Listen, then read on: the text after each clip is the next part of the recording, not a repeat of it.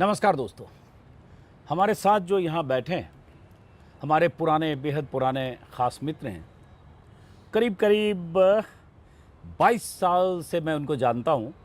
ऐसे जानता तो मैं 26, 27, 28 साल से हूँ, लेकिन 22 साल पहले इनसे मेरी पहली मुलाकात हुई थी 2002 में। तब मैं आज तक चैनल में सीनियर प्रोड्यूसर के तौर पर नौकरी करने गया था और आज तक की टीम में जो कोर टीम में अहम हिस्सा थे उसमें संजीव पालीवाल भी थे। हम सब लोग समकक्ष थे, सीनियर प्रोड्यूसर थे, आउटपुट में काम करते थे, एक जर्नलिस्ट के तौर पर, प्रोड्यूसर के तौर पर। उसके बाद अलग अलग चैनलों में अलग अलग जगह अलग अलग भूमिका में रहे। संजीव IBN 7 में रहे, इन दिनों आज तक में फिर वापस, और मैं बीच में अलग अलग चैनलों में होता हुआ अब इन दिनों यूट्यूब पर है। यूट्यूब के लिए वीडियो करता हूँ, आप जानते हैं। लेकिन कई बार होता है कि आदमी जिस रूप में उसकी पहचान होती है, उस पहचान के कई लेयर होते हैं और अचानक उसकी नई पहचान बनती है, या वो आदमी नई पहचान बनने के लिए कुछ नए जतन करता है।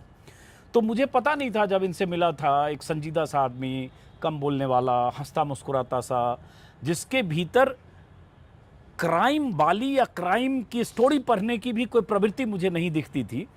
जैसे हम लोग बाय नेचर थोड़े तल्ख हैं, रूखे हैं, रूड हैं, कई बार लोग एरोगेंट भी मानते हैं, एग्रेसिव मानते हैं। ये बड़े सॉफ्ट स्पोकन से थे।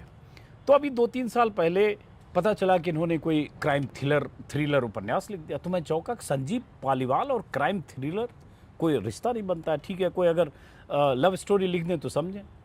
फिर उसके बाद पता चला दूसरी लिख दी, फिर पता चला तीसरी लिख दी, और आज ये चौथी लेकर आए। और अभी मैंने पढ़ा नहीं है। इसका नाम है मुंबई नाइट्स।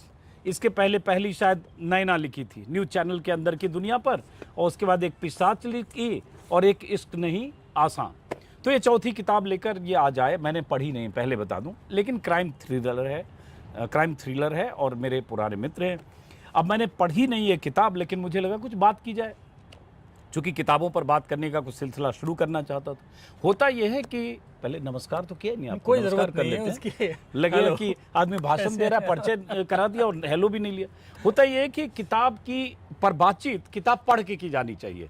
तब आप कुछ उसमें स्पेसिफिक पूछते हैं, कुछ सवाल पूछते हैं, कुछ किरदार के बारे में पूछते हैं, लेखक की मंशा, लेखक के इरादे के बारे में पूछते हैं, कुछ प्लॉट के बारे में पूछते हैं। अब मैंने तो पढ़ी नहीं, तो मुझे अभी याद आ गया कि 10-20 साल 15 साल पहले गाड़ी में मैं रजनीश को सुना करता था, आचार्य रजनीश को। तो सुनते हुए जा रहा था वीडियो ऑडियो फॉर्म में, टेप में, कैसेट में, 20 साल हुआ होगा शायद। तो उसमें मुल्ला नसरुद्दीन का किस्सा सुना रहे थे रजनीश, और उन्होंने कहा कि एक आदमी ने किताब लिखी, कोई किताब लिखी, और उसके बाद किताब पूरी हो गई, उसका किताब का नाम वो नहीं लिख पा रहा था, नाम सोच नहीं पा रहा था, जो भी किताब का लेखक था। तो आदमी गया मुल्ला नसरुद्दीन के पास कि शायद इसका कोई समाधान दें, इस किताब का कोई नाम दें। बकौल रजनीश, मुल्ला नसरुद्दीन की कहानी। तो मुल्ला ने पूछा कि इस किताब में ढोल का जिक्र है? तो उस बंदे ने कहा नहीं। नगाड़े का जिक्र है? तो नहीं। तो मुल्ला नसरुद्दीन ने कहा इसका नाम रख दो, न ढोल न नगाड़ा। तो आज मेरी स्थिति यही है कि किताब में क्या है मुझे नहीं पता, लेकिन किताब के लेखक से बात करेंगे, इसलिए क्योंकि ये एक पत्रकार थे, एक एंकर थे क्या हैं, और उसके बाद अचानक क्राइम और थ्रिलर उपन्यास लिखने वाले लेखक। हम लोग कॉलेज के दिन थोड़ा जो बोलने की ज़्यादा आदत है, बहुत सारे लोग मेरे बारे में बोलते हैं, बहुत लंबी भूमिका बोलते हो, तो अब वो क्या है, फितरत है, हम भी बाज क्यों आए। तो कॉलेज के दिनों में हम लोग, मुझे लगता है, किताबें कम पढ़ते थे कोर्स की, और राम रहीम, राजन इकबाल सीरीज, ये सब पढ़ते थे स्कूल के दिनों में। कॉलेज में गए तो चुपके चुपके कर्नल रंजीत, वर्दी वाला गुंडा, वेद प्रकाश शर्मा, और ऐसे सुरेंद्र मोहन पाठक, ये सब कॉलेज के, ओम प्रकाश शर्मा, ये सब पढ़ते थे। उसके बाद बीच का ये 30 साल है जब क्राइम थ्रिलर मैंने बिल्कुल नहीं पढ़ा, एक भी नहीं। इनका थोड़ा सा पहला दूसरा पढ़ा, चूँकि न्यूज़ रूम से जुड़ा हुआ था। तो अब बहरहाल, तो अब ये क्या है ये मामला मुंबई नाइट्स? मुंबई नाइट बता दूं, पर पहले आपने मुझसे कहा ना कि हम शायद पहले 2001 में मिले थे, शायद एक नहीं, दो में मिले थे। 2 में आज तक तो मैंने 22 बरस हो गए। हाँ। तब तो मैं कुछ लिखता नहीं था, पढ़ता ज़रूर था। और एक्चुअली मैंने जो ये लिखना शुरू किया उसकी वजह आप हैं। आपको इस बात का अंदाज़ा नहीं है। आपको याद है कि आपने ये विशेषांक निकाला था? ये कहाँ से आई है? ये आपको याद नहीं है? हाँ, मुझे खूब याद है, मेरे पास ये विशेषांक किसने निकाला था? हाँ, राजेंद्र यादव और हमने आपने निकाला था। ये आपको उस दिन झक चढ़ी थी तो आपने कहा इस देश के जितने संपादक हैं, टीवी में काम करने वाले लोग हैं, सबसे मिलके कहानियां लिखवाई जाएं न्यूज़ रूम की। तो न्यूज़ रूम की ये फिक्शन कहानियां आपने लिखवाई थी। आपकी भी एक कहानी है इसमें, आप कहें तो मैं उसे पढ़ के नहीं, मुझे याद है, मुझे याद है, मुझे याद है। अगर आपको याद नहीं है, हाँ, मुझे याद है। तो जो मेरा पहला लिखने का मुझे लगा कि मैं कुछ लिख सकता हूँ, वो आपकी जिद पे लिखा था। अच्छा। अब मैं ये भूल चुका था। ये बात मुझे सुबह अब जब सुन के कोई कहेगा कि दोनों की तुकबंदी है, तू मुझे पंत जब को, मैं मैं तुझे सुबह निराला। आपसे बात कर रहा था और जब आप मुझे ये बता रहे थे कि फिक्शन कितनी बकवास चीज है, आपको ऐसा नहीं फिक्शन में मजा नहीं आता है। नहीं, फिक्शन में नहीं, मैंने कहा क्राइम फिक्शन में।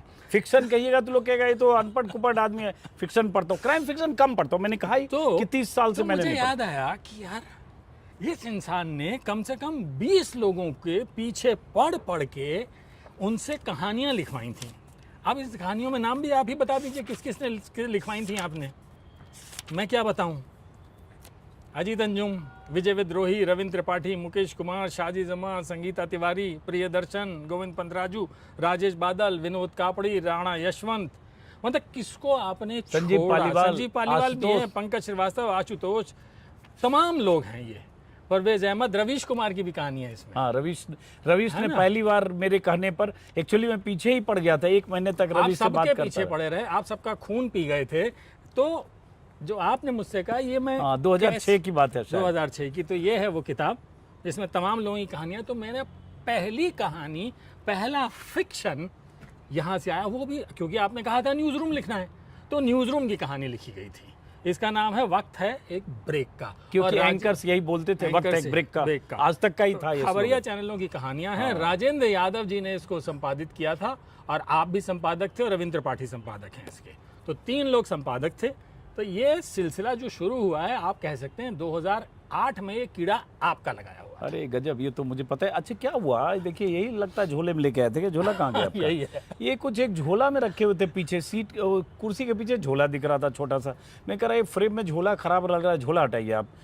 तो उन्होंने कहा नहीं, झोले में कुछ है, कोई दिक्कत नहीं है। फिर ये लगता है झोला से निकाल के यहाँ रख दिया। अब देखिए लोग कहेंगे फिक्सिंग है, पहले दरअसल मुझे नहीं पता था कि लेके आने वाले। आप भी भूल चुके थे कि ऐसा हाँ, भी कुछ मतलब हुआ था। अभी अचानक मुझे ध्यान नहीं था। इसके बाद आपने कोई कहानी नहीं लिखी होगी? नहीं, मैंने नहीं लिखी कोई। और ये उस समय वो दौर था जब टेलीविज़न चैनल में जो कुछ हो रहा था, ख्याल आया कि टेलीविज़न चैनल की आंतरिक दुनिया पर कहानियाँ लिखी जाए और लिखवाई जाए। सच ये है कि जिन सब ने कहानी लिखी उन सब से 3-4 महीने तक बहुत फील्डिंग की हमने, बहुत फ़ोन कर करके अंत में लिखा। खैर, वो एक इतिहास है। और इसको राजकमल ने छापा था। पहले हंस में संग्रह आया था, उसको राजकमल ने छापा था। ये उस दौर की कहानी थी। अब उसके बाद आपसे बात हुई सुबह, तो मैंने खोजा इसको, मुझे मिल गया। मैंने कहा आप लेके चलता हूँ, दुनिया को बताता हूँ कि आपने भी एक कहानी लिखी हुई है। रवीश ने भी कहानी लिखी है, आशुतोष ने भी कहानी लिखी है, तमाम बड़े लोगों ने, सबकी कहानियां इसमें छपी हैं। और उसमें जितने लोगों ने लिखी है, मेरे ख्याल से 1 या 2 ऐसे हो सकते हैं जिन्होंने पहले कोई कहानी लिखी है। हाँ, सबकी पहली कहानी है बहरहाल। तो हाँ, मुद्दा उसका का नहीं तो है। ये वक्त है एक ब्रेक का हो गया। उसके बाद मेरे दिमाग में कीड़ा आ गया। तो मैं सोचता रहा क्या कहानी लिखूं, क्या कहानी लिखूं। कहानी नहीं मिल रही थी मुझे। सडनली मुझे एक दिन कहानी मिली न्यूज़ रूम की, जो नैना के रूप में सामने आई। ये घटना भी न्यूज़ रूम की, ये पूरी कहानी न्यूज़ रूम के चैनल के अंदर की। एक्चुअली जो मेरी शुरुआती दोनों किताबें हैं, ये दोनों किताबें, अगर आप न्यूज़ चैनल देखते हैं और आप ये जानना चाहते हैं कि न्यूज़ रूम के अंदर क्या होता है, किस तरीके से न्यूज़ डिसाइड की जाती है, एंकर कैसे बातें करते हैं, हम किस भाषा में बात करते हैं, क्योंकि मुझे ये लगने लगा था कि हिंदुस्तान में जितना सिनेमा बनता है, जितना OTT सीरीज़ बनती है, उनको नहीं पता न्यूज़ रूम में काम कैसे होता है। किसी को नहीं पता हिंदुस्तान के न्यूज़ रूम कैसे वर्क करते हैं, टीवी के खास तौर से। अखबारों के ऊपर तो न्यू दिल्ली टाइम्स और तमाम फिल्में उस दौर में बन चुकी थी, लेकिन टीवी पे किसी ने ऑथेंटिक सीरीज नहीं बनाई। ये पीपली लाइव भी बनी, लेकिन वो भी एक मजाक पिक्चर थी, वो भी सीरियस टेलीविजन नहीं था। हाँ, लेकिन टेलीविजन में जो हो रहा था तमाशा, उसको तमाशे को एक्सपोज किया था, लेकिन इंटरनल कैसे काम होता है ये उतना नहीं था। होने को तो इसमें जो राजू हिरानी की दूसरी पिक्चर बनी थी, उसमें भी था। कौन सी पिक्चर, 3 इडियट्स के बाद जो फिल्म बनाई थी जिसमें सुशांत सिंह राजपूत और आमिर खान था, मुझे नाम नहीं याद। एलियन वाली, क्या नाम था उसका? गोला वाली? पीके, हाँ, गोला में, उसमें भी टीवी था। हाँ। लेकिन न्यूज़ टेलीविजन था, पूरा ड्रामा क्रिएट किया था। लेकिन ये 2 जो किताबें हैं, अगर किसी को ये जानना हो कि न्यूज़ रूम कैसे काम करते हैं। ये 2 किताबें ये 2 इधर किताबें। बताइए ना तो लोग जानेंगे। ये 2 किताबें, इन दोनों किताबों में ये है फिक्शन, हाँ। ये कोई सच्ची घटना नहीं है। इसके अंदर मुझसे लोग तमाम पूछते हैं कि नैना की हत्या हो गई, क्या नैना की सच में हत्या हुई थी, क्या कोई ऐसी एंकर थी? नहीं, ऐसी कोई एंकर नहीं थी, किसी की हत्या नहीं हुई है। ये महज मेरे एक दिमाग की उपज थी। लेकिन उसकी वजह ये थी कि जब मैं टीवी देखता हूँ, कोई OTT सीरीज देखता हूँ, तो मुझे इतना गुस्सा आता है कि यार तुमको नहीं पता है, तुम जो टीवी दिखा रहे हो। तो एक घटना एक दिन मेरे को नजर आई, तो मुझे लगा कि इस घटना के ऊपर मैं एक कहानी लिख सकता हूँ। और जब मैंने लिखना शुरू किया तो वो निकल के आई नैना। और नैना सबकी दुलारी है आज की तारीख में। फिर नैना से क्या हुआ, जब मैंने नैना लिख दी तो नैना में कुछ, क्योंकि मैं नया था, मैंने कोई उपन्यास कभी पहले लिखा नहीं था, ये मेरा पहला उपन्यास था। ये ऊपर वाले की दया से ठीक ठाक चल गया, आप लोगों के भरोसे की बदौलत। कुछ सवाल छूट गए।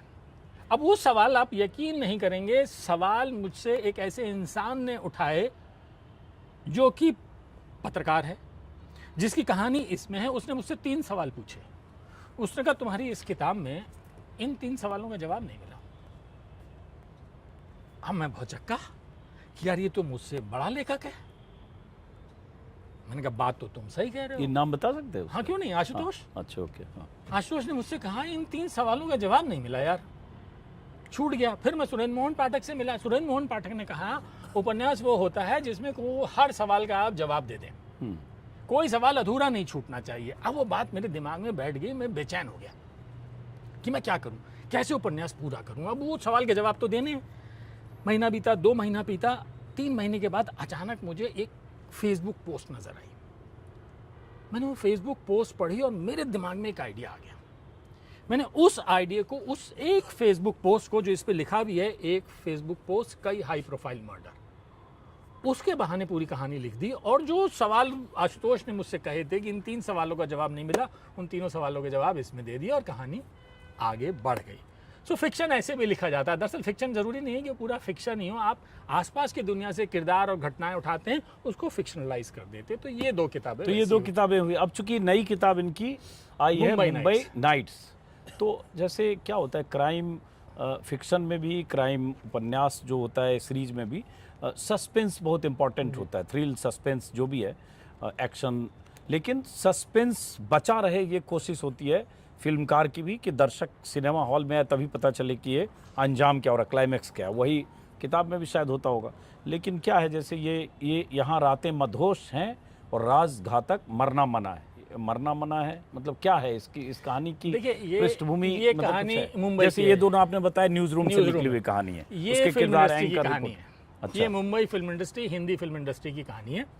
अब ये समझ लीजिए कि एक बड़े फिल्म स्टार की मौत हो गई संदिग्ध परिस्थितियों में, उसके घर में उसकी लाश मिलती है। अब वो हत्या है कि आत्महत्या है? तो ये तो अभी सुशांत सिंह राजपूत की मौत हुई थी, कह सकते हैं आप, संदिग्ध परिस्थितियों में भी हुई थी। देखिए, हत्या है कि आत्महत्या, हर इस पे मर्डर दुनिया कहीं भर ना की कहीं जांच। किसी ना किसी रूप में हो चुका है, हर आत्महत्या किसी ना किसी रूप में हो चुकी है। सारी कहानियां कही जा चुकी है, रामायण महाभारत लिखी जा चुकी है। हर घटना का, कहानी का रेफरेंस कहीं ना कहीं मौजूद है, उपलब्ध है। तो आप कह सकते हैं यस, सुशांत सिंह राजपूत में ये सवाल आज भी सब लोग पूछते हैं कि भाई आखिर हुआ क्या था, वो सवाल आज भी कायम है। तो उस सवाल का जवाब देने के लिए क्या किया जा सकता है? तो मैंने कहा चलो एक कहानी लिखते हैं, एक कहानी बनाते हैं, फिक्शन लिखते हैं। उसका, इस कहानी का सुशांत सिंह राजपूत से कोई लेना देना नहीं है, क्योंकि ये महज मेरे दिमाग की उपज है।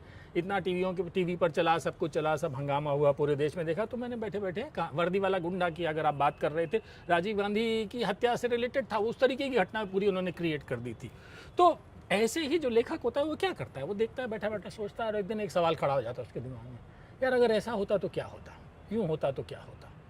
अब उसके ऊपर मैंने बैठ के पूरी फिल्म इंडस्ट्री की कहानी लिखी है, मेरे दिमाग की उपज है। जो तमाम सवाल हम सब लोग पूछते रहते हैं, यार इसने इसके लिए ये लिखा था, उसने उसके लिए ये कहा था, उसकी गर्लफ्रेंड के लिए ये हुआ, उसका अगर कोई बॉयफ्रेंड था तो क्या होगा, उसके घर के नौकर ने क्या किया होगा, या कोई भी दुनिया। मुंबई की में अभी पिछले दिनों आपने देखा होगा कि पुलिस कमिश्नर भी गिरफ्तार हुआ, मंत्री को भी, गृह मंत्री को भी जेल जाना पड़ा था, तमाम घटनाएं वहाँ घटी थी। तो कहने को बहुत कुछ है, हर जगह किसी भी राज्य में आप चले जाइए। तो मैंने एक कहानी बस ऐसी बुन दी कि एक फिल्म स्टार की मौत हो गई है, अब हत्या है या आत्महत्या है, उसके बहाने एक अपना संसार रच दिया है फिक्शन का। तो इसमें मतलब, लेकिन पढ़ने वाले को इसमें क्या मिलेगा? मतलब जैसे देखो क्या है, मैंने कहा ना कि 30 साल से मैंने कोई क्राइम थ्रिलर कोई ऐसा पढ़ा नहीं। मतलब आपकी वो नैना और पिशाच भी पूरा नहीं पढ़ा, पार्टली पढ़ा, लेकिन पढ़ा था पहला खास तौर से नैना ज़रूर, क्योंकि न्यूज़ रूम बहुत कुछ दिखा।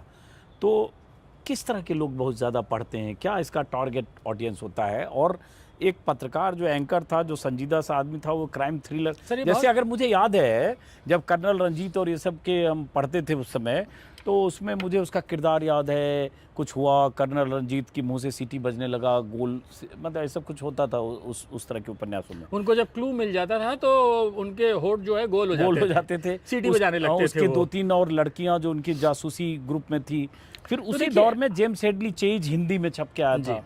वो ये सब मैं कॉलेज डेज की बात करूं, 35 साल पहले इनफैक्ट। देखिए, मैं जो उपन्यास लिखता हूं, मेरे उपन्यास कंटेम्प्रेरी होते हैं। आज के दौर में क्या घट रहा है, आज के दौर में हम और आप बैठे हैं, जिस समाज में बैठे हैं वो समाज कैसे रिएक्ट कर रहा है, उस समाज में सोशल मीडिया का क्या इन्फ्लुएंस है, उस समाज में क्लब कल्चर कैसा चल रहा है, उस समाज में जो कुछ भी हो रहा है वो सब कुछ मेरी किताब में है। मैं किसी और दुनिया की कहानी नहीं सुना रहा हूँ, मैं उसी दुनिया की कहानी सुना रहा हूँ जिस दुनिया को मैं जानता हूँ, जिसमें मैं खुद सरवाइव करता हूँ, चाहे वो दोनों न्यूज़ रूम की किताबें हों या फिल्म इंडस्ट्री की किताबें हों।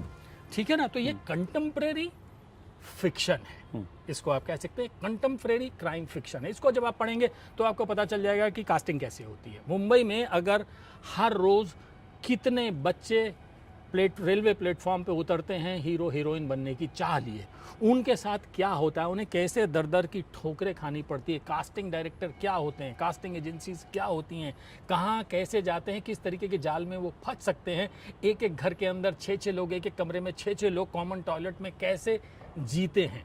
तो वो जो दुनिया है ना, उसका खाका खींचा है मैंने। तो ये बताइए, जैसे बहुत सारे फिक्शन राइटर भी कंटेम्प्रेरी चीज़ों पर रिसर्च भी करते हैं, ताकि जो किरदार भले काल्पनिक हो, लेकिन उस किरदार को पढ़ते समय आप कहीं उसके समान खोज सकते हैं, या आपको लग सकता है ये ऐसा लग रहा है, ऐसा लग रहा है, इसमें इसकी छवि दिख रही है। तो इसमें इसके लिए कुछ रिसर्च तो पढ़ने वाले के ऊपर है कि वो उसमें क्या पाएगा। मैंने कुछ जताने की कोशिश, जैसे अगर मैं कहूँ कि ये जो वक्त है ब्रेक का, जब किताब ये तो बाद में आई, पहले तो हंस में कहानियाँ छपी थी, तो जिसने भी इसमें लिखा था 20 लोगों ने, सबके दिमाग में कुछ छवियाँ थी। अगर मैं कहूँ कि मैंने भी लिखा तो मेरे दिमाग में भी न्यूज़ मीटिंग के किरदारों की छवियाँ थी, एंकर की भी छवियाँ थी, कुछ जो थोड़े लेड बैक एटीट्यूड वाले जो प्रोड्यूसर होते हैं उनकी भी छवियाँ थी, ऐसे सबके दिमाग में छवि थी। आपने लिखा होगा उसमें, तो इसमें भी कुछ छवि होगी ना? नहीं, देखिए, इसलिए मैंने पूछा कि सुशांत राजपूत से इंस्पायर है। मेरा काम क्या है? मेरा काम एज ए राइटर किरदार सामने रख देने का है। अब आप उसमें किसकी छवि देख रहे हैं, ये आपके दिमाग में जो छवि है आप उसके मुताबिक देखेंगे। एज ए राइटर मैं अपने कैरेक्टर को ना तो जज करता हूँ, ना उसको किसी डायरेक्शन में ले जाता हूँ। वो जहाँ जाना चाहता है वो जाता है। मैं किसी किरदार के बारे में ये नहीं कहता कि वो बहुत अच्छा है या वो बहुत बुरा है। जो कुछ भी हो रहा है वो नेचुरल वे में होता चला जा रहा है। अब वो अच्छा है या बुरा है आप जज कीजिए। ये नैना की कहानी है। नैना का किरदार बहुत अच्छा था, शरीफ था, ईमानदार था या चरित्रहीन था, ये आपको जज करना है, मुझे नहीं जज करना। एज ए राइटर मैं अपने किरदार जज नहीं करता। मेरा काम है सिंपल कैरेक्टर सामने रच देना, दिखा देना। अब आप जज कीजिए। आप उसमें किसी को खोजना चाहते हैं, उसके रंग रूप के आधार पर, उसकी शक्ल सूरत पे, उसके बोलने के अंदाज पर, उसके बालों के अंदाज पर, उसकी लंबाई पे, उसकी रंगत पे, ये आपका काम है। मैं इसको पाठक के ऊपर छोड़ देता हूँ। तो मैं उसको जज नहीं करता। कहाँ से आप बताइए, आप अच्छे खासे एंकर थे, पत्रकार रहे, इतना लंबा तजुर्बा रहा, ये क्राइम फिक्शन कैसे लिखने लगे? क्योंकि कोई लिख नहीं रहा। सच्ची बात है, इस देश में देखिए, अच्छे खासे मजाक कर रहा हूँ, मतलब इसको ऐसा नहीं कि अच्छे खासे होते और ये क्यों कर रहे हैं। डोंट वरी, आप ये कह सकते हैं अच्छे खासे थे, है ना? मित्र हैं हमारे, तो क्या से क्या हो गए देखते देखते। अकेला मैं नहीं हूँ, बहुत सारे लोग हैं, इसलिए उस चक्कर में नहीं पड़ते हैं। ठीक है ना? तो मसला ये है, देखिए, पूरी दुनिया में 2 जॉनर सबसे ज़्यादा बिकते हैं। हिंदुस्तान एक वाहिद ऐसा मुल्क है, ऐसा देश है जहाँ लोगों की रुचि पढ़ने में सबसे कम होती चली गई। पूरी दुनिया में क्राइम फिक्शन सबसे ज़्यादा पढ़ा जाता है। दूसरे नंबर पे जॉनर आता है रोमांस का, इश्क का। ठीक है, हिंदुस्तान में क्या है, लोगों ने पढ़ना ही बंद कर दिया। मोबाइल फ़ोन में इतना उलझ गए, टीवी में इतना उलझ गए, किताबें पढ़ते ही नहीं हैं। तो मैं और आप जब बड़े हो रहे थे तो हम कितना पढ़ते थे, आपने कितने लोगों के नाम लिए? मैं आपसे आज के 5 लेखकों का नाम पूछूं, आपने नहीं, मैं तो आप साहित्यकारों के नाम मुझे गिना देंगे, बड़े बड़े साहित्यकारों के, लेकिन मैं आपसे पूछूं कि जब हम पढ़ रहे थे, बड़े हो रहे थे, उस टाइम पे हमें जितने थे, क्या हमारे बच्चों को उतने लेखक उपलब्ध हैं? नहीं, इसलिए कि दुनिया बदल गई, सही करें, मोबाइल ये वो, लेकिन नेटफ्लिक्स, दुनिया वेब सिर्फ सीरीज। क्या हिंदुस्तान के लिए बदली? दुनिया यूरोपियन मुल्कों के लिए नहीं बदली, दुनिया क्या ब्रिटिशर्स के लिए नहीं बदली, दुनिया क्या अमेरिकन के लिए नहीं बदली, हमारे लिए ही दुनिया क्यों बदली? ये सवाल हमें अपने अंदर झांक के देखना पड़ेगा।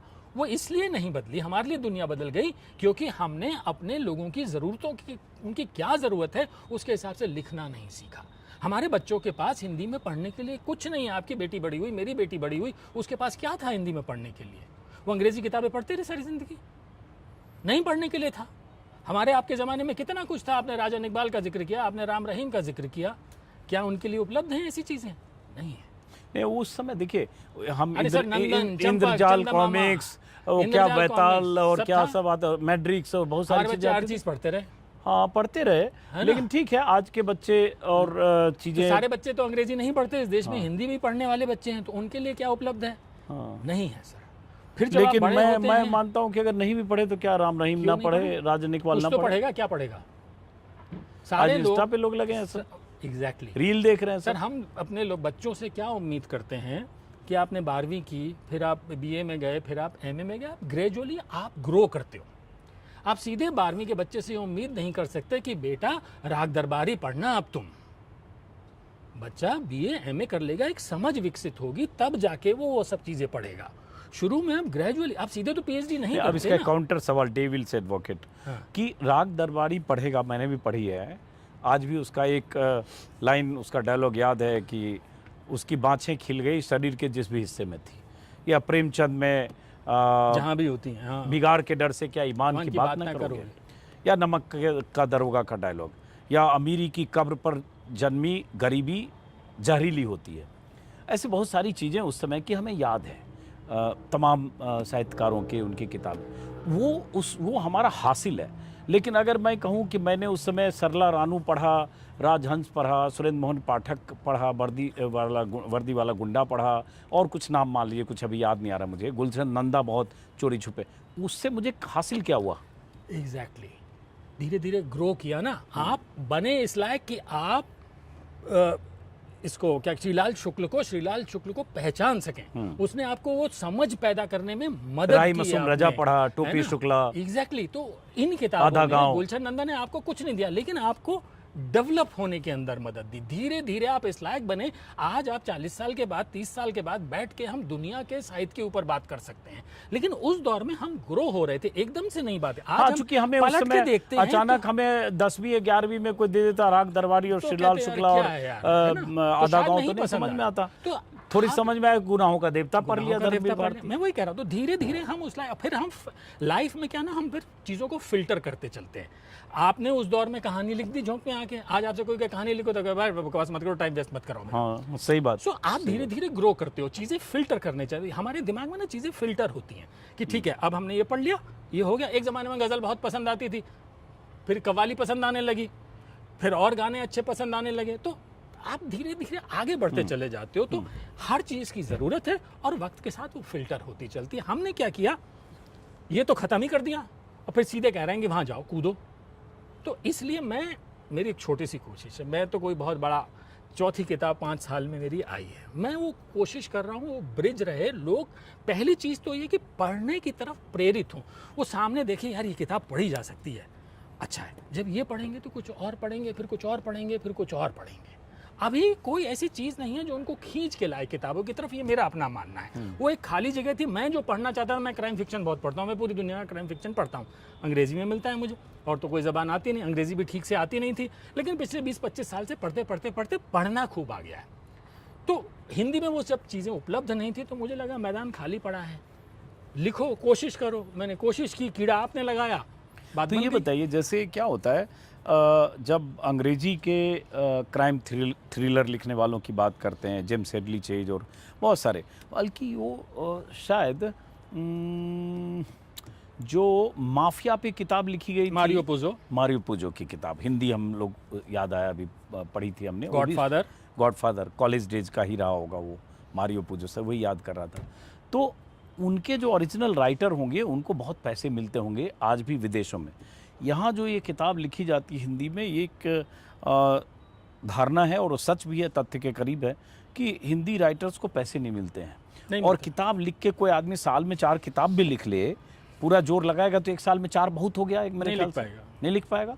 अगर पूरा जोर लगा दे 24 घंटे, बहुत लिख पाए तो अब 2 किताब लिख के भी उसका सर्कुलेशन और उससे अर्थोपार्जन, वो भी एक बड़ा संकट है। स्वांत्य सुखाय के लिए अगर आप लिखना चाहें तो लिख लीजिए, आज की स्थिति ये है। लेकिन वक्त बदल रहा है। पिछले 5-7 सालों में, 8-10 सालों में मैंने वक्त को बदलते देखा है। कुछ राइटर आज की तारीख में ऐसे हैं जो लिख के, घूम के, जो अच्छा लिख भी लेते हैं, अच्छा बोलते भी हैं, वो पैसे कमाने लगे हैं और ग्रो कर रहा है ये मार्केट। ये जो पूरी तरीके से खत्म हो गया था पिछले 10 साल में बदलाव आया, बदलाव नहीं आता तो मैं नहीं लिखता। और एक शायद ये भी आ गया कि OTT प्लेटफॉर्म आने की वजह से बहुत तरह के सीरीज आ रहे हैं, बहुत, जैसे अविनाश जो हम लोग के मित्र हैं उसने बनाया, अविनाश दास ने, या मिर्जापुर है मान लीजिए, या वो जो बनी थी फैमिली मैन, या बहुत सारे ऐसे 50 बल्कि आप ये टॉप की बात करें, अगर बाकी OTT के 7-8 प्लेटफॉर्म में न जाने कितनी सीरीज, बहुत सारा कंटेंट चाहिए सबको, स्टोरीज कम होती हैं तो जितना लिखेंगे। देखिए, एक बार अगर आपकी किताब बिक जाती है, उस किताब पे कोई सीरीज बन जाती है तो आपका नाम हो जाता है, उसके बाद आपकी किताबें चलने लगती हैं। अभी क्योंकि शुरुआत हो रही है धीरे धीरे, मुझे लगता है आने वाले 5-10 साल के अंदर हिंदुस्तान में भी बड़े सेलिब्रिटी ऑथर्स होंगे।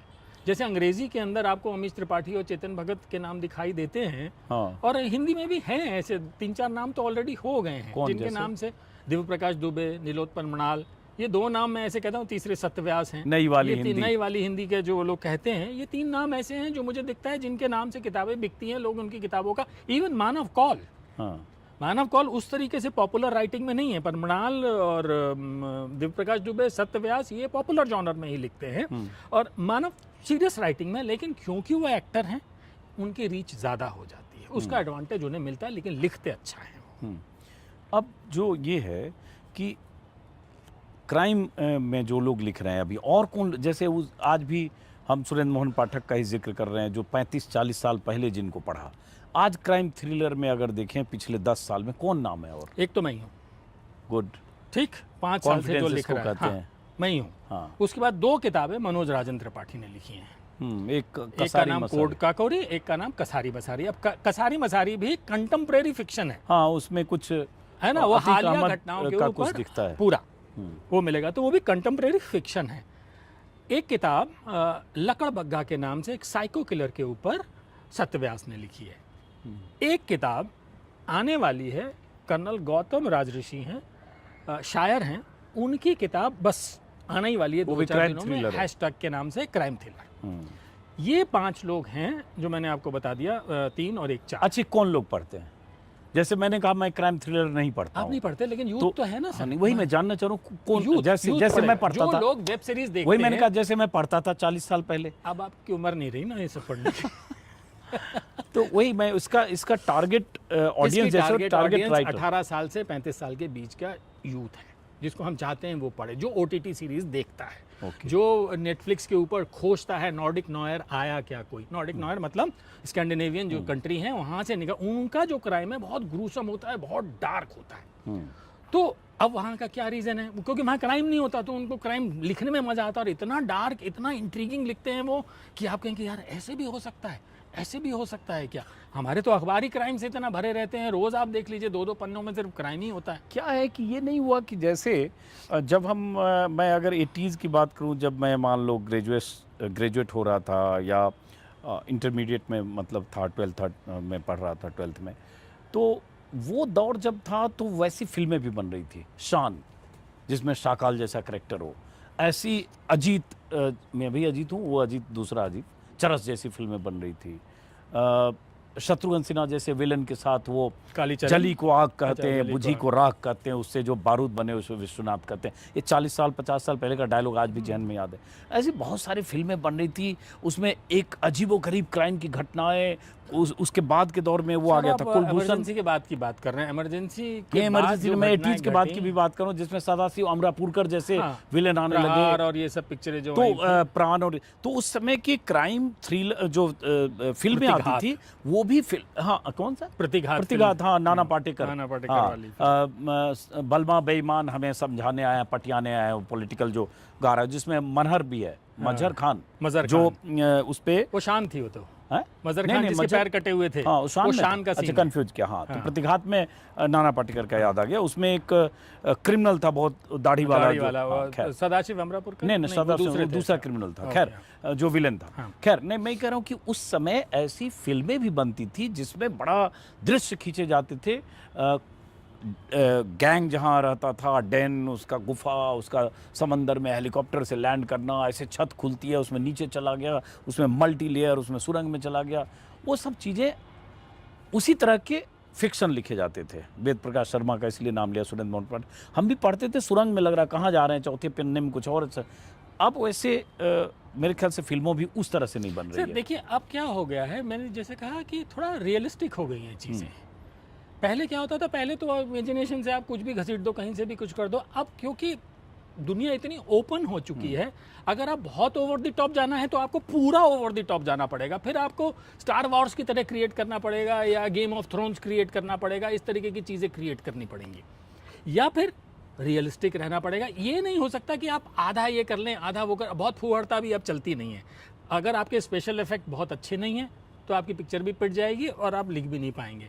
तो दोनों तरीके की चीज़ें नहीं चलती हैं, क्योंकि सबके पास सब कुछ अवेलेबल है, इतना ऑप्शन है कि आदमी 1 सेकंड के अंदर रिमोट से भाग जाता है। तो कंटेंट आज भी बन रहा है, अमेरिका में, यूएस के अंदर या बाकी दुनिया में बन रहा है, हमारे यहाँ भी धीरे धीरे चीज़ें शुरू हो गई।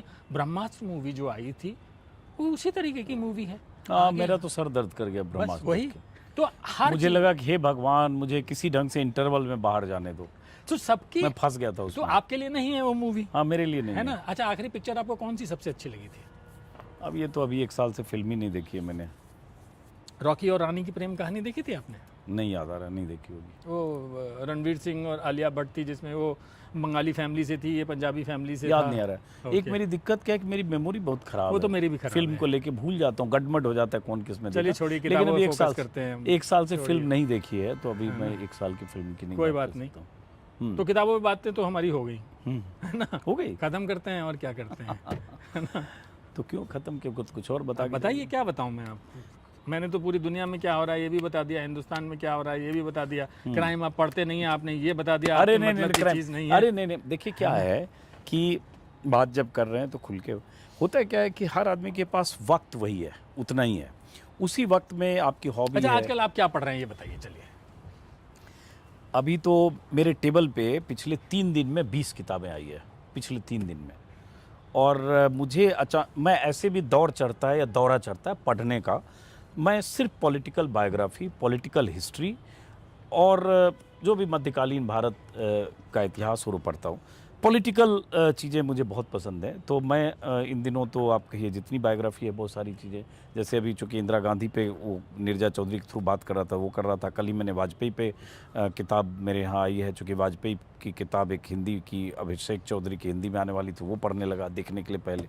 तो ऐसे बहुत सारी पर किताबें। ये पहला मौका नहीं है जब आपको ऐसा दौरा पड़ा किताबों का। हाँ, आपको ये रह दौरा रहे कि ये दौरे हाँ, ये पड़ते दौरा रहते हैं। पड़ता है और मैं लगता है पिछले बेकार है, 10-15 पढ़ना सालों से चाहिए। जान रहा हूँ। आपने वो जो एक टीवी में जब आप थे कहानियां शुरू किया हाँ, था, तो 50 इकट्ठा कहानियाँ। 50 किताबें मंगा ली और उसको लेके बैठ गए और 50 पढ़ते ही रहे हाँ, और ये हाँ, सब करते हाँ, रहे हैं। हाँ, वो दौरा चढ़ता है जब लगता है कि पढ़ना ही ज़्यादा ज़रूरी है बजाय इसके कि ये बहुत सारा बकबक करने के। तो 10 दिन से मैं सिर्फ लगा कि कुछ पढ़ाई। महाराष्ट्र पे कोई किताब नहीं मंगाई आपने? महाराष्ट्र पे भी किताब मंगाई है, सुधीर सूर्यवंशी की कल ही किताब आई है, मेरे टेबल पे नीचे रखी है, कल ही मंगाई, क्योंकि चुनाव होना है इसलिए महाराष्ट्र पे भी किताब मंगाई। प्लस महाराष्ट्र की किताब एक उनकी है धवल कुलकर्णी की, वो भी मंगाई है, ठाकरे भाऊ, वो भी पढ़ रहा हूँ। तो चूंकि इलेक्शन है तो मेरा थोड़ा इंटरेस्ट पॉलिटिकल में ज़्यादा हो जाता है, तो मुझे चूंकि लगता काम है की कि आप जो भी किताब पढ़ें उस किताब को लेके बैठें और उस किताब के ऊपर थोड़ा वीडियो बनाइए आप। पॉलिटिकली उन्हीं चीज़ों के ऊपर अकेले लेके बैठिए, कोई जरूरी नहीं कि हर बार गेस्ट ही हो, नहीं, ये वो हम किताब करेंगे, पढ़िए, ये कहानी बनाएंगे। है, ये है, वो है, कीजिए। और हमको जो है फिक्शन लिखने दीजिए, हम फिक्शन लिखेंगे। हम कहाँ आपको रोक रहे हैं, हम तो चूंकि आप कह रहे नहीं पढ़ते तो अपने क्या इंटरेस्ट अपना अपना होता है सब, और नहीं अपना इंटरेस्ट और की बात हम नहीं है आपसे- संजीव जी, बात यह है जो मैं कह रहा था, दर्शक कहेगा देखो ये कारा खुद नहीं पढ़ते हैं और इनसे मिलवा रहे हो, बात नहीं है। बात यह है कि हर आदमी के पास वक्त तो उतना ही है, 24 घंटे में आपको 15 घंटे 16 घंटे वर्किंग हो सकता है, बाकी काम है, 10-12 अखबार भी पढ़ने हैं और उसके बाद कुछ वीडियो के लिए रिसर्च भी करना है, तो उतना ही वक्त है, इसलिए नहीं तो- ठीक है, अच्छी बात है वो तो। देखिए जिसको जो अच्छा लगे वो करना चाहिए, ज़बरदस्ती कोई काम हो नहीं सकता, और आप जैसे आदमी तो आपसे ज़बरदस्ती तो कुछ कराया ही नहीं जा सकता, ये तो मैं अच्छी तरह जानता हूँ। मैं आपके साथ बैठ गया हूँ आज, पता नहीं कैसे बैठ गया हूँ, ये मैं अच्छी तरह जानता हूँ, वरना आप बिल्कुल नहीं बैठते, पता नहीं किसी दोस्ती शायद दोस्ती की नहीं, वजह से ऐसा- बैठ ऐसा- गए ऐसा आप, कुछ नहीं, है ना। ऐसा कुछ नहीं, बहरहाल तो ज़बरदस्ती आपसे कुछ नहीं करा सकते, ये मैं जानता हूँ अच्छी नहीं, तरीके ऐसा से। नहीं, ये हमारे बहुत ही अजीज मित्र हैं, बहुत ही प्यारे और बहुत अच्छे इंसान हैं। आपको और एक बात बताऊं, हाँ, ये बात मैंने किसी को बताई नहीं है। जब हम पहली बार मिले थे तो 1 महीना तो मैंने आपसे बात ही नहीं की, क्योंकि मैं आपसे इतना डरता था। मैंने कहा, बहुत खड़ूस डरते नहीं आदमी हो, आया भीतर हुआ से है, आप सोचते हो बड़ा ये खड़ूस टाइप का आदमी खड़ूस है। टाइप का आदमी आया हुआ है, इससे बात नहीं करे, क्योंकि आपकी इमेज बहुत खड़ूस की बनी हुई थी उस वक्त। हाँ, सब डरते थे आपसे, अजीत अंजुम, अजीत अंजुम, अजीत अंजुम, ये खौफ था आपका। आपको पता नहीं याद है कि नहीं है, 2001-2002 में बड़ा खौफ था आपका, खौफ नहीं था, खौफ था। मेरे जैसे आदमी जो, क्योंकि मैं तो कभी मिला नहीं था आपसे, पहली बार आपको न्यूज़ रूम में ही देखा, और सब अजीत अंजुम आ गया, अजीत अंजुम आ गया, अजीत अंजुम आ गया। पता नहीं कौन आदमी दैत्य जो आ गया। आया है, हाँ, ये जो आदमी आया बहुत खतरनाक है, और फिर जो मिले तो आज तक कायम है। ये 2002 की बात कर रहे हैं, मैं आज तक मैंने ज्वाइन किया था, बाद में मुझे कई लोगों ने बताया कि मतलब आपको लेकर तमाम तरह की आशंकाएं, संशय थी। तो वो जब क्या है ना, निदा फाजली का एक शेर है जो बार बार ऐसे मौक़ों पर, जब कई चेहरे होते हैं ना कि हर आदमी में होते हैं 10-20 चेहरे, जिसको भी देखना हो कई बार देखना, तो हर आदमी के पहलू होते हैं। जैसे आपके लिए मैं मतलब ऐसा है, हमने ज़िंदगी की बहुत सारी बातें शेयर करते हैं, तो नहीं लगता है कि वो जैसा आपने सोचा होगा एक नहीं, महीने। वैसे बिल्कुल, वो तो 1 और महीने में ही मैं खत्म हो जब गया था। न्यूज़ रूम में आया था तो मुझे लग रहा था कुछ लोगों से तो मुझे संपर्क में रहना है और दोस्ती गांठनी है या अच्छे रिश्ते बनने, उसमें संजीव पालीवाल प्यारा सा इंसान, तो मेरा वो तजुर्बा है। आप कट रहे थे कि पता नहीं यार ये मेरी खड़ूस कौन टाइप का है, आदमी है यार, खड़ूस कौन है, टाइप का कैसा है, क्या करने वाला है। क्योंकि मैं एक ज़माने में जब मैं सुबह सवेरे करता था तो आपके ऑफिस के ठीक बराबर में मालवीय नगर स्टूडियो में। था। हाँ। 1-2 बार आप आए भी थे वहाँ पे, हाँ, आया था। तब भी हमारी कोई बातचीत नहीं हुई थी। आप चुपचाप आए, पीसीआर में बैठे, किसी के साथ स्टार सुभाष घई के साथ आए थे या किसी के साथ महेश आए भट्ट थे, के साथ गया था। महेश भट्ट के साथ आए थे, और फिर उनकी चले गए। फिल्म आई थी शायद जख्म या संघर्ष, कुछ कुछ फिल्म आई थी, तो उनके आप साथ। आए चुपचाप बैठे, तो मैंने किसी से पूछा कौन है, उन्होंने कहा ये अजीत अंजुम है। मैंने कौन है ये, तो उन्होंने कहा ये बीएजी फिल्म्स के हेड हैं वहाँ के। मैंने कहा अच्छा। चलिए, बहरहाल बहुत अच्छा लगा, और पढ़िए, Thank जिनको you so crime much, sir. पढ़ने में दिलचस्पी है और थ्रिलर सस्पेंस लोग देखते पढ़ते हैं, और मैं कम पढ़ता हूँ, इसका मतलब ये नहीं कि मैं कुपड़ हूँ अगर इस मामले में, तो बहुत सब आदमी की अपनी अपनी दिलचस्पियाँ होती है, तो अगर दिलचस्पी है तो ये मुंबई नाइट्स बस नाइट्स है ना, ये सब पढ़िए। और नमस्कार है, थैंक यू। रोशनी कम हो रही है, सन डाउन हो रहा है, तो हम भी बातचीत खत्म करते हैं, अब चाय पियेंगे और नमस्कार है।